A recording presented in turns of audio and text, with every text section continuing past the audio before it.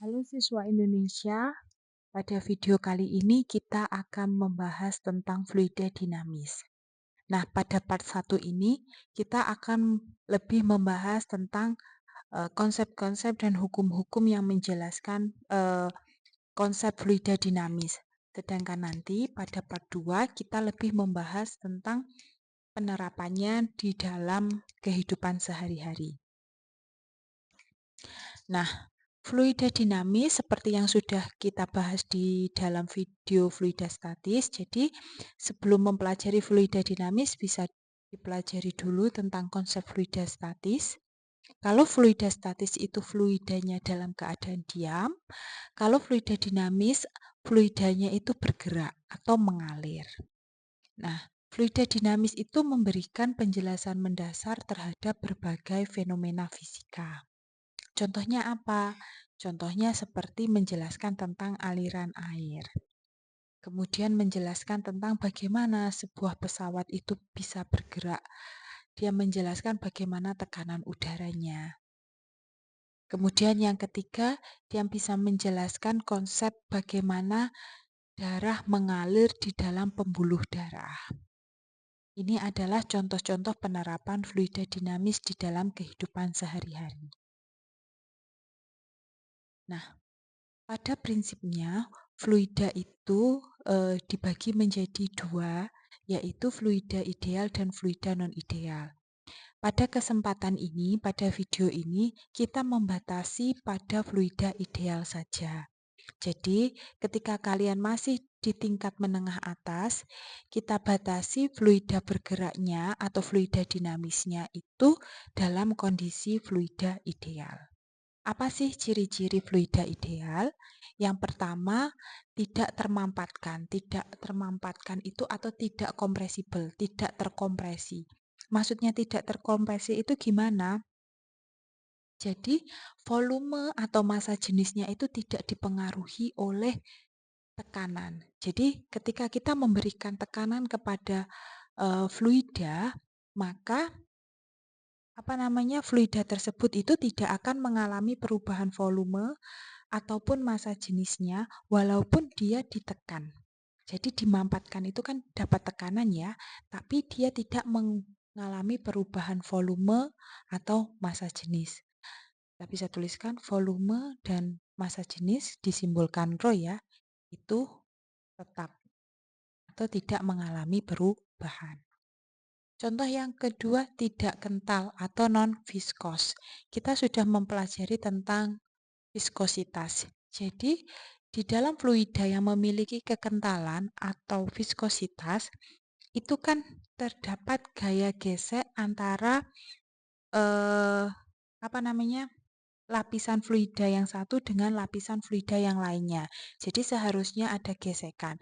Nah, untuk fluida dinamis yang ideal, berarti fluidanya fluida yang tidak kental. Jadi, di dalam fluida tersebut, itu tidak mengalami gesekan antara lapisan fluida yang satu dengan lapisan yang lainnya. Dan juga tidak mengalami gesekan dengan fluida terhadap wadahnya atau saluran aliran fluidanya. Jadi, di sini tidak ada gesekan. Jadi, hanya fluida-fluida yang tidak kental. Kalau fluida yang memiliki viskositas berarti dia bukan fluida ideal. Nah, pada keadaan fluida yang memiliki viskositas atau kekentalan, di tingkat menengah atas cukup dipelajari dalam keadaan statis saja. Oke ya. Yang ketiga, aliran tidak bergantung waktu atau steady tuna. Yang keempat, tidak bergolak. Jadi ini jenis zat alir pada fluida.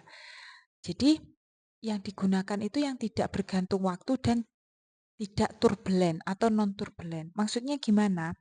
Yang tidak bergantung waktu itu artinya kecepatan fluida pada setiap titik tertentu adalah konstan. Jadi fluidanya ini bisa dikatakan bergerak GLB atau dia memiliki kecepatan konstan. Oke ya. Jadi ketika dia mengalir, dia itu tidak mengalami perubahan kecepatan atau dia tidak punya percepatan. Kemudian maksudnya tidak bergolak atau turbulen. Nah, ini nanti kita akan mempelajari tentang garis alir dulu. Jadi, dia itu gerakannya adalah streamline. Streamline itu artinya alirannya itu laminer. Nanti kita pelajari ya. Sehingga di sini dia tidak memiliki kecepatan sudut. Jadi garisnya itu garis lurus. Dia nggak punya gerakan yang melingkar. Sehingga di situ dia hanya punya kecepatan linier, tidak punya kecepatan anguler. Kalian kan pernah belajar tentang gerak lurus dan gerak melingkar. Nah, di situ kan ada kalau di gerak melingkar kan ada kecepatan anguler. Kalau dia geraknya hanya lurus berarti kecepatannya linier. Nah, supaya lebih paham kita lihat dulu garis alir fluida. Garis alir atau flow line adalah lintasan yang ditempuh oleh suatu partikel dalam fluida yang mengalir. Streamline atau laminar ya tulisannya. Nah, inilah yang digunakan untuk fluida ideal. Jadi, alirannya mengikuti garis lurus atau melengkung yang jelas ujung dan pangkalnya. Jadi, ketika dia bergeraknya streamline, itu tidak ada kecepatan sudut. Kecepatan sudut itu dikenal dengan istilah omega. Jadi, dia tidak punya omega atau kecepatan sudut. Nah, sedangkan aliran turbulen itu aliran fluida yang ditandai oleh adanya aliran berputar. Nah, kalau alirannya berputar, otomatis dia pasti punya kecepatan sudut. Nah, di sini ciri-ciri fluida ideal itu yang non-turbulen atau lebih dikenal dengan istilah laminar atau streamline. Ya, ini batasan yang digunakan untuk mempelajari fluida dinamis pada materi fluida dinamis tingkat menengah atas. Nah, ini bisa kita lihat. Contohnya yang turbulen itu seperti ini. Aliran yang turbulen itu dia gerakannya tidak beraturan. Kalau yang laminer, kalian bisa lihat yang kotak bawah itu, berarti alirannya adalah garis lurus. Kalau yang turbulen, dia bisa melengkung-melengkung. Contohnya asap rokok, itu contoh-contoh aliran fluida turbulen. Oke ya? Nah, contoh fluida yang mengalir laminer itu kita lihat di wastafel cuci piring. Kita melihat dari titik A ini ke titik B. Ketika fluida ini mengalir, maka banyaknya fluida yang mengalir dari titik A ke titik B, dari posisi A dan keluar ke titik B, ini dia bergerak dengan dikenal dengan besaran fisika debit. Jadi, debit adalah banyaknya volume fluida yang mengalir tiap waktu. Jadi, aliran fluida dari suatu titik ke titik yang lain sehingga dia bergerak itu dikenal dengan istilah debit. Sehingga dalam persamaan fisika bisa dituliskan debit disimbolkan dengan huruf I itu adalah volume tiap waktu V per T. Nah, sekarang kita amati. Ketika fluida ini bergerak dari titik A ke titik B, maka dia menempuh jarak dari A ke B. Ini adalah jarak tempuh fluida dalam satu waktu. Nah, ketika fluida ini keluar dari titik A ke titik B, maka banyaknya fluida itu kan adalah volume fluida sepanjang A ke B. B.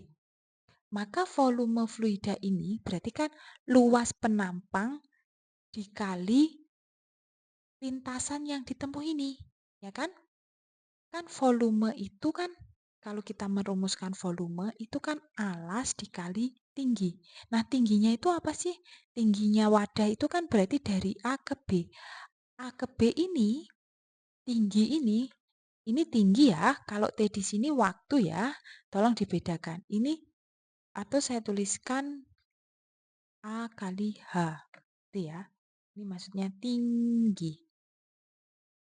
Nah, H di sini adalah lintasan yang ditempuh fluida dari A ke B. Ya, bisa difahami? Berarti misalkan kita tuliskan H sama dengan A dikali H per T. Oke ya. H itu kan adalah lintasan yang ditempuh oleh fluida. Nah, tadi kan kita sudah menjelaskan bahwa batasan kita adalah fluida ideal. Persamaan fluida ideal salah satunya itu dia bergerak dengan kecepatan konstan, artinya ber-GLB. GLB itu kan persamaannya adalah S V kali T. Atau V, kecepatan, itu adalah S per T. S itu kan jarak yang ditempuh dibagi waktu. Berarti H di sini, volume di sini, H dari volume di sini, itu kan adalah jarak tempuhnya dia. Maka Q itu kan bisa dituliskan juga A dikali V. Q sama dengan A dikali V, di mana A itu adalah luas penampang yang dilewati fluida dan V itu adalah kecepatan aliran fluida. Asalnya dari mana? Lintasan yang ditempuh fluida dibagi waktu. Ya. Nah, ini Hi adalah debit, V besar volume, T waktu, A luas penampang, dan V kecepatan. Oke, sekarang kita lihat pada konsep orang yang menyiram tanaman. Ketika seseorang menyiram tanaman dengan menggunakan selang, maka ketika dia ingin kecepatan fluidanya membesar, secara otomatis dia akan memencet lubang dari selang tersebut. Dengan dia memencet lubang, artinya kan dia memperkecil luas penampang lubang. Tapi mengapa dia melakukan itu? Kadang orang-orang itu banyak yang sudah memahami fisika, tapi dia tidak tahu konsepnya. Nah, sekarang kita akan membahasnya. Mengapa orang itu harus memencet lubang supaya luas penampangnya lebih kecil agar dapat kecepatan yang lebih besar? Nah, ini kita bisa mengamati dari ilustrasi gambar ini. Ketika luas penampang A1 ya, itu lebih besar dari luas penampang A2, maka fluida yang mengalir pada luas penampang A1 kecepatannya akan berbeda dengan fluida yang mengalir pada luas penampang A2. Lebih besar yang mana? Nah, ini dijelaskan dalam hukum kontinuitas. Hukum kontinuitas menyatakan bahwa debit di setiap titik selalu sama. Debit itu kan volume yang mengalir tiap waktu.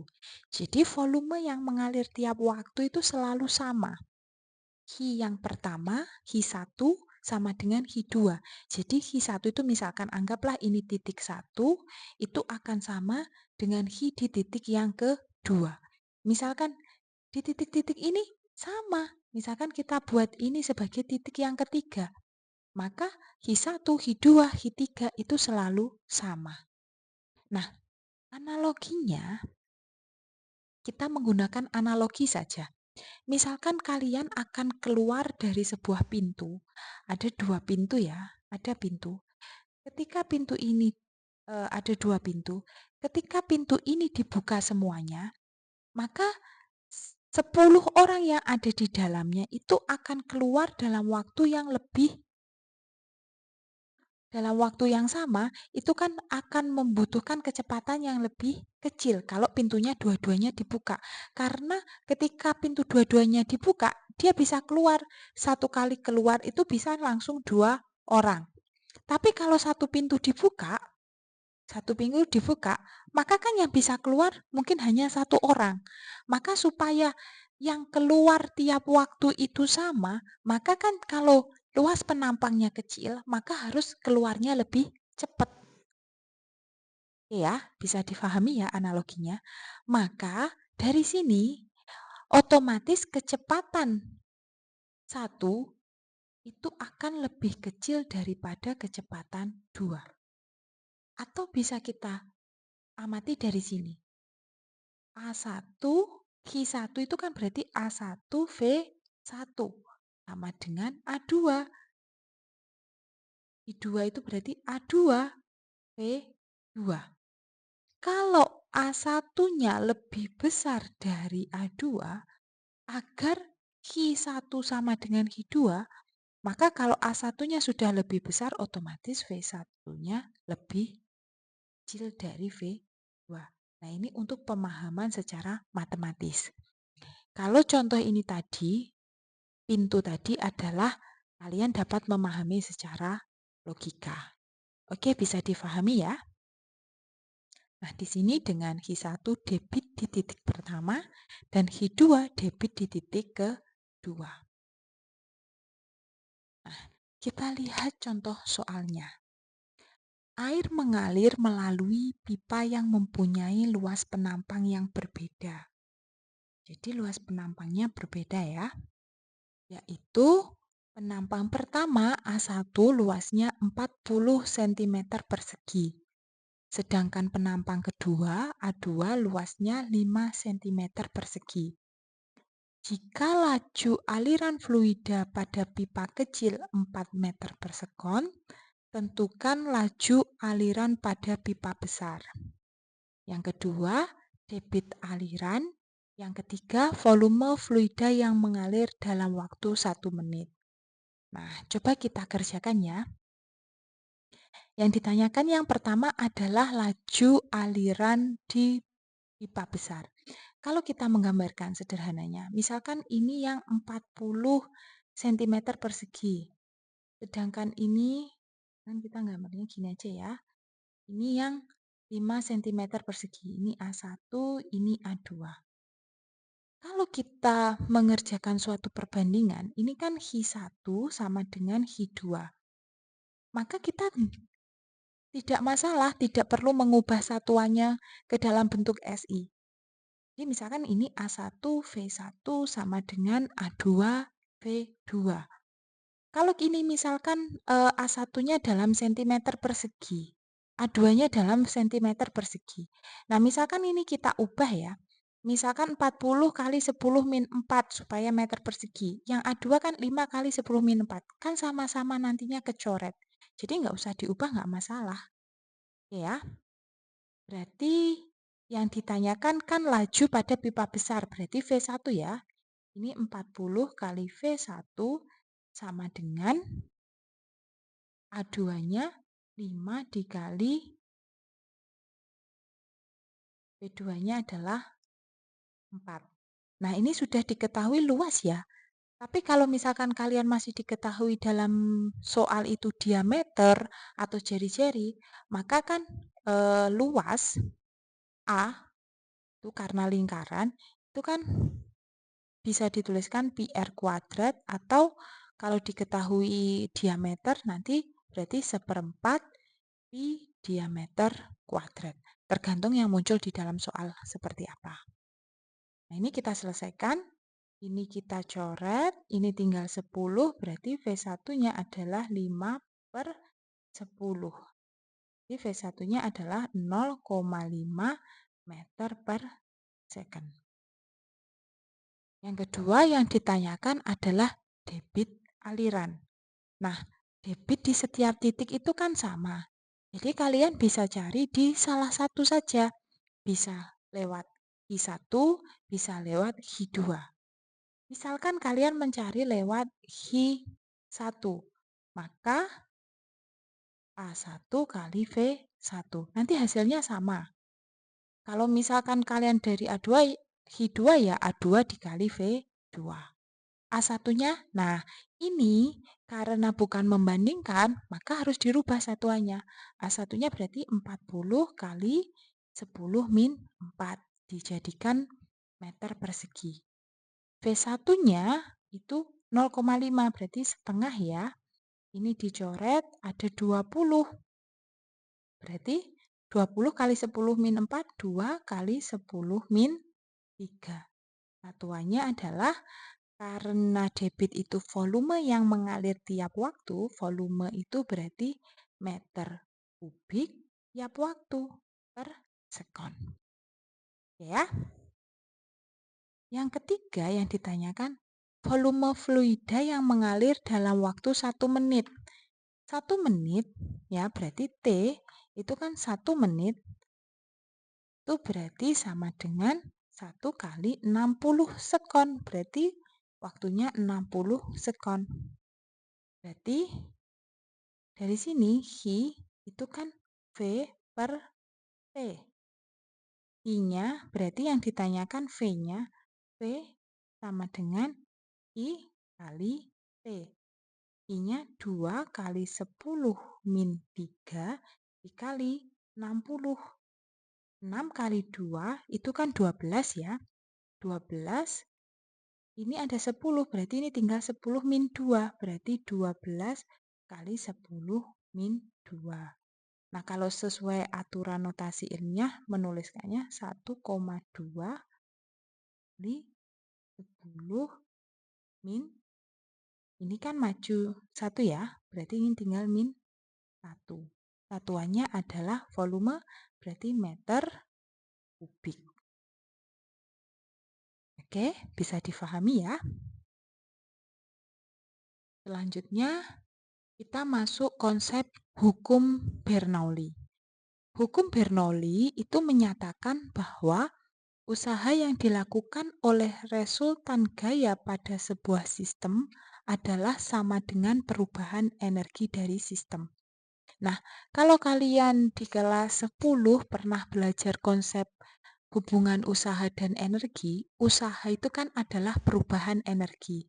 Nah, prinsipnya konsep teorema usaha dan energi itu sama dengan hukum Bernoulli. Bedanya kalau di hukum Bernoulli lebih ditekankan pada konsep fluida. Jadi usaha sama dengan perubahan energi itu pada fluida. Tapi prinsipnya sama. Nah, contohnya kita lihat pada gambar ini. Ketika fluida ini mengalir dari posisi yang pertama, dari ini posisi yang pertama ya, ini posisi yang kedua, maka pada penampang A1 ini mendapatkan misalkan tekanan P1 dan gaya tiap satuan luas V1 dan A1. Jadi tekanannya pada penampang ini adalah V1 per A1. Pada kondisi ini V2 per A2 tekanannya. Nah, ketika dia mengalir dari titik ini, dia punya kecepatan anggaplah V1.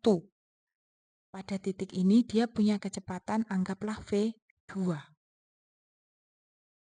Dari permukaan tanah, misalkan, posisi 1 ini punya ketinggian H1. Posisi 2 punya ketinggian H2 dari permukaan tanah. Nah, pada kasus ini diibaratkan delta X itu adalah jarak yang ditempuh fluida mulai masuk di penampang A1 sampai suatu titik tertentu. Sama halnya di keadaan 2. Nah, berarti ketika dia bergerak, kalau dia bergerak, dia berubah kecepatannya, berarti usahanya adalah perubahan energi kinetik. Dan di posisi ini, dia juga berubah ketinggiannya dari posisi 1 ke posisi 2. Berarti usahanya itu mengakibatkan perubahan energi potensial karena ketinggiannya berubah dan menyebabkan perubahan energi kinetik. Jadi kalau kamu dulu pernah belajar tentang perubahan energi kinetik sama dengan usaha itu maksudnya gimana? Ketika mobil bergerak, kecepatannya berubah, berarti usahanya sama dengan perubahan energi kinetik.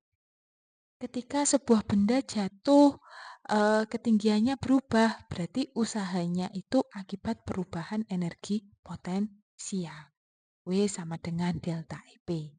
Tapi pada kasus ini, kecepatannya berubah, V1 menjadi V2. Kemudian ketinggiannya berubah dari H1 ke H2. Berarti usahanya itu akibat perubahan energi potensial dan energi kinetik. Nah, usaha itu apa sih? Usaha itu gaya dikali perpindahan. Sedangkan perubahan energi potensial ya, energi potensial akhir misalkan EP2 dikurangi EP1. Perubahan energi kinetik berarti EK2 dikurangi EK1.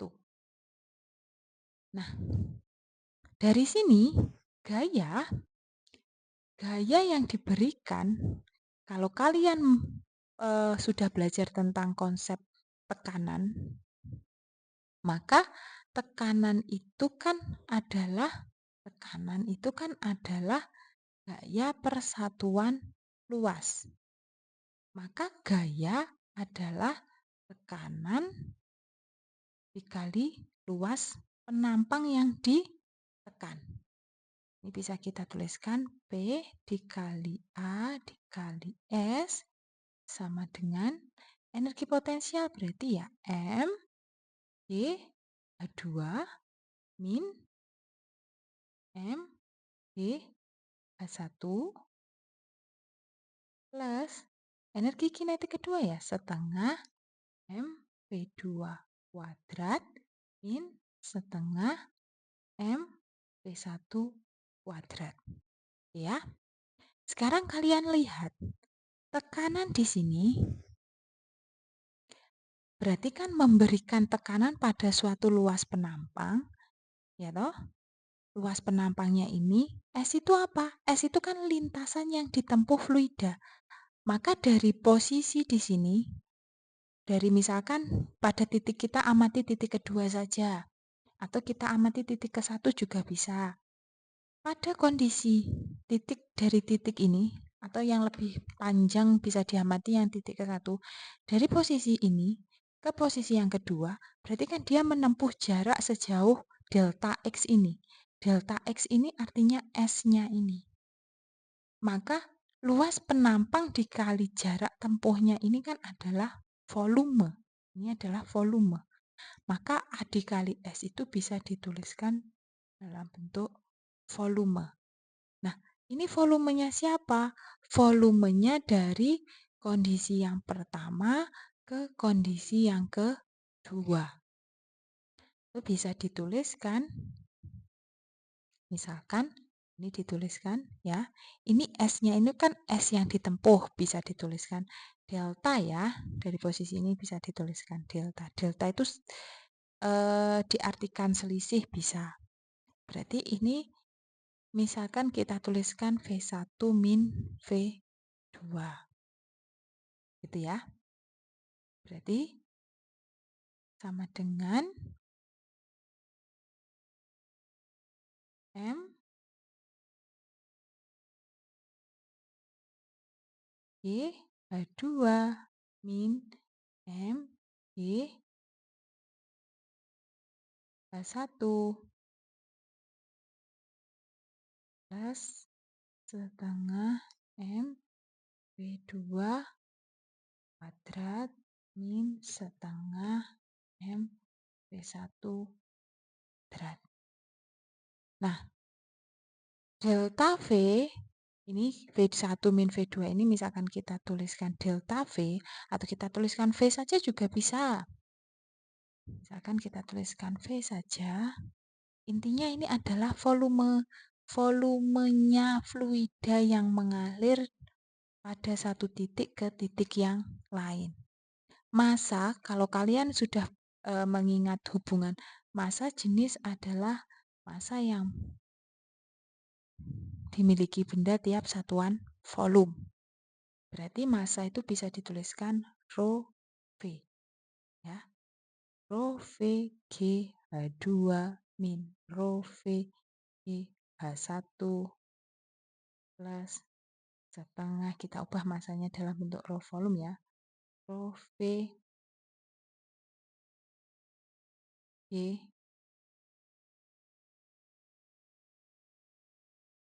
sorry, ini rho V kecepatannya V2 kuadrat min setengah rho V1 kuadrat. Satunya volume, satunya kecepatan ya. Nah, di sini ini V-nya kita jadikan 1, berarti ini kan tekanannya kan tekanan di sini dan tekanan di sini. Berarti misalkan ini P1 arahnya ke sana, yang kedua arahnya ke sana, berarti kan bisa dituliskan P1 min P2. Oke ya, untuk volumenya kemana? Volumenya bisa kita coret. V, semua bagian kan mengandung V ya, jadi bisa kita coret. Sama dengan rho G H2 min rho G H1 plus setengah rho V2 kuadrat min setengah rho V1 kuadrat.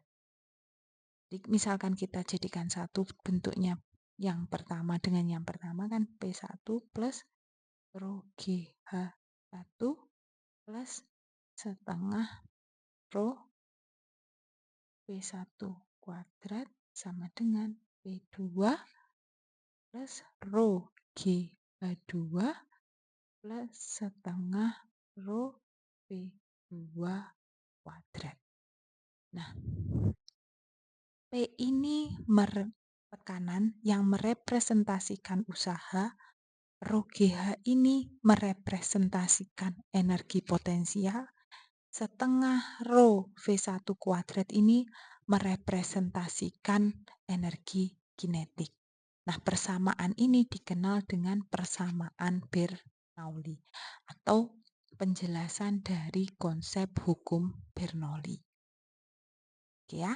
Jadi bisa juga diartikan bahwa hubungan P plus rho GH plus setengah rho V kuadrat pada setiap titik itu selalu konstan. Jadi nilainya penjumlahan ini itu di setiap titik itu adalah sama. Jadi nilai P1 plus rho GH1 plus setengah rho V1 kuadrat itu sama dengan hasil ini di titik yang kedua, sama dengan hasil ini di titik yang ketiga, dan seterusnya. Oke ya. Untuk contoh soalnya, sebuah pipa silinder diletakkan mendatar seperti pada gambar. Nah, ini di pipa ini dia punya perbedaan luas penampang. Jadi, pasti dia punya perbedaan kecepatan di sini. Kalau misalkan di dalam kasus luas penampangnya diketahui berbeda, kemudian kalian ditunjukkan perbedaan perbandingan luas penampangnya, maka kalian bisa menghitung kecepatan alirannya di A dan di B melalui hubungan hukum kontinuitas. Tapi pada kasus ini kalian sudah diberitahu bahwa kecepatannya pada titik A, ini A ya, itu 3 meter per sekon, dan di titik B itu 5 meter per sekon. Jadi kalian tidak perlu menggunakan hubungan persamaan kontinuitas. Kemudian yang ditanyakan adalah maka tekanan di penampang B adalah, nah kita menghitungnya menggunakan, karena ini ada perbedaan ketinggian, ada perbedaan kecepatan, ada perbedaan tekanan, jelas ini soal tentang hukum Bernoulli.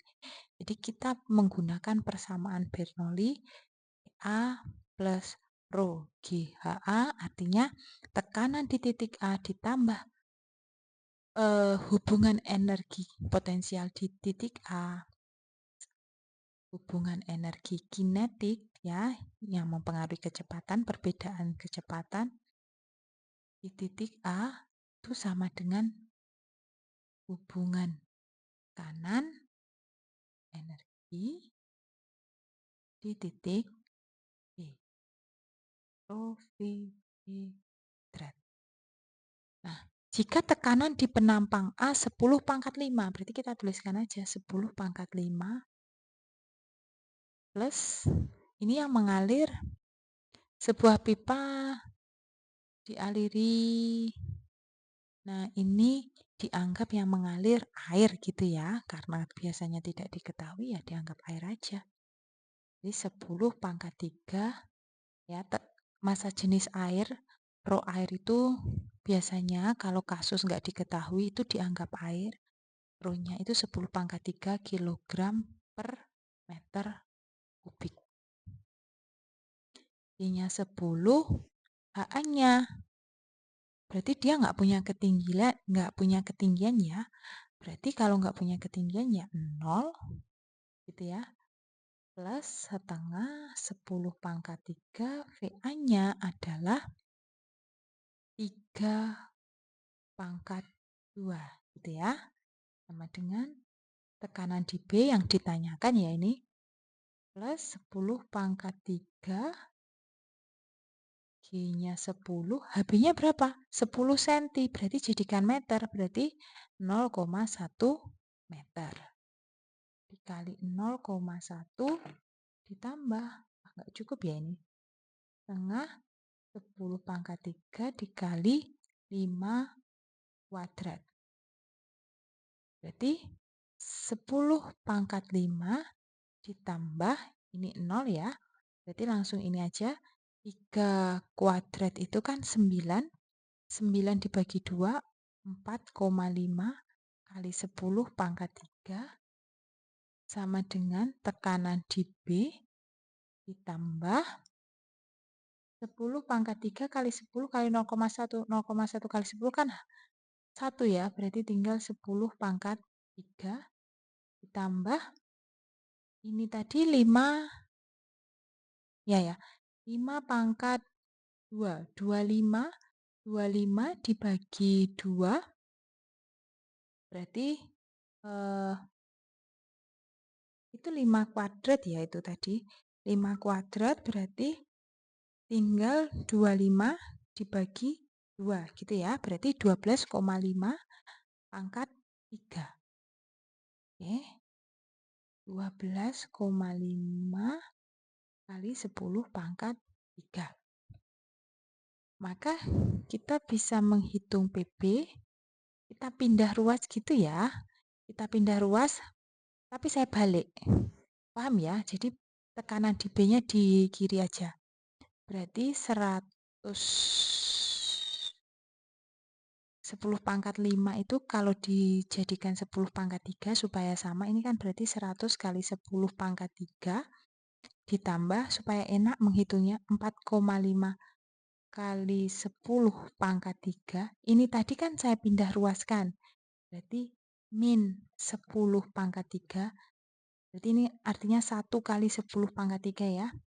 Min 12,5 kali 10 pangkat 3. Saya buat semuanya dalam bentuk pangkat 3. Jadi menjumlahkan mengurangkannya tinggal bagian depannya saja. Berarti kan kita menghitungnya tinggal 100 ditambah 4,5 dikurangi 1. Min 10 pangkat 3 itu kan artinya 1 kali 10 pangkat 3 ya. Min 12,5. 12,5. Hasilnya kan 91. Berarti tekanan di B adalah 91 kali 10 pangkat 3.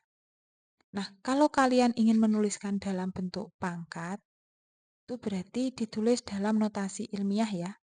Berarti 9,1 kali 10 pangkat 4 Newton per meter kuadrat. Notasi ilmiah itu berarti kalau kalian ingat bentuknya itu kan A kali 10 pangkat N, di mana A-nya itu kurang dari sama dengan 1, lebih dari sama dengan 1 kurang dari 10, berarti diubah seperti ini. Atau bisa juga kalian langsung tuliskan 91.000 Newton per meter kuadrat. Ini juga betul. Ya, bisa difahami? Nanti untuk aplikasi hukum Bernoulli, kita akan pelajari di video yang part 2. Terima kasih.